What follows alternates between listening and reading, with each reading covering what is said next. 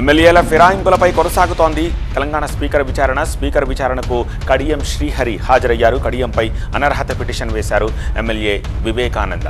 కడియం శ్రీహరిని cross examine చేస్తున్నారు KP Vivekananda అడ్వకేట్లు.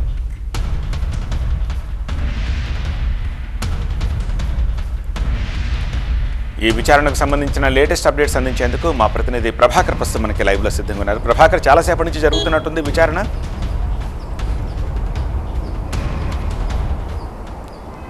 Almost half an hour పైన అయింది, 40-45 మినిట్స్ పైన అయింది.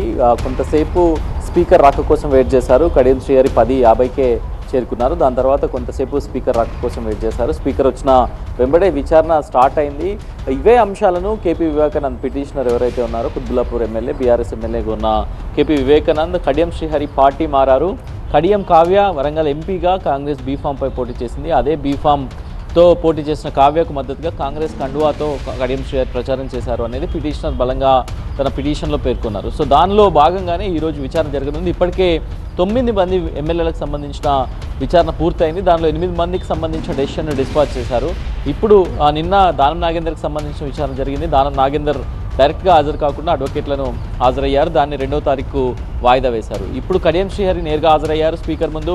ట్రిబ్యునల్ చైర్మన్గా ఉన్న స్పీకర్ దీనిపైన విచారణ చేయనున్నారు. కడియం శ్రీహరిని KP Vivekanand advocates cross examine కూడా చేయనున్నారు. సో ఇంకొక గంట 2 గంటల ప్రాసెస్ అయితే ఉండబోతుంది. మొదటి నుంచి కూడా supreme court guide lines, supreme court orders మేరకు డెడ్ లైన్ వస్తున్న నేపథ్యంలోనే ట్రిబ్యునల్ కూడా ఫాస్ట్గా విచారణ చేపడుతుంది. ఈ రోజు అయితే కడియం శ్రీహరి తర్వాత ఏ విధంగా ఉంటుంది, మళ్ళీ ఏదైనా వాయిదా డేట్ ఇస్తారా లేకపోతే దీన్నే తుది విచారణగా చూస్తారా అనేది అయితే చూడాల్సి ఉంది. ఇప్పటికైతే 8 మందికి సంబంధించి 8 మంది పార్టీ మారినట్టుగానే స్పీకర్ ఇప్పటికీ నిర్ణయాన్ని వెలువరించారు. ఈ ఇద్దరికి సంబంధించి బీఆర్ఎస్ ముందు నుంచి కూడా చెప్తుంది 8 మంది విషయంలో ఒక రకంగా ఉంటే దానం నాగేందర్ విషయంలో 100% స్ట్రైక్ రేట్ ఉంటుంది. ఎందుకంటే ఆయన బీఫామ్ పైన కంటెస్ట్ చేశారు.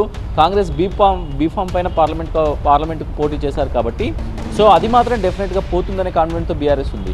దాంతోపాటుగా కడియం శ్రీహరి కూడా కూతురుతో తాను కూడా అప్పుడు ఉన్న ఏఐసీసీ ఇన్ఛార్జ్ జీవదాస్ నుంచి మిగతా నాయకుల సమక్షంలో కాంగ్రెస్ పార్టీలో చేరుతున్నట్టు ప్రకటించారు. సో అవన్నీ ఆ వీడియో క్లిప్స్ కూడా సబ్మిట్ చేయనున్నారు. సో మొత్తానికైతే ఈ రోజుతో 10 మంది విచారణకు సంబంధించిన ఇనిషియేషన్ అయితే కంప్లీట్ కానుంది. 10 మంది విచారణ పూర్తి కానుంది. దీనికి సంబంధించిన డెసిషన్ అయితే రావాల్సి ఉంటుంది. రైట్ ప్రభాకర్.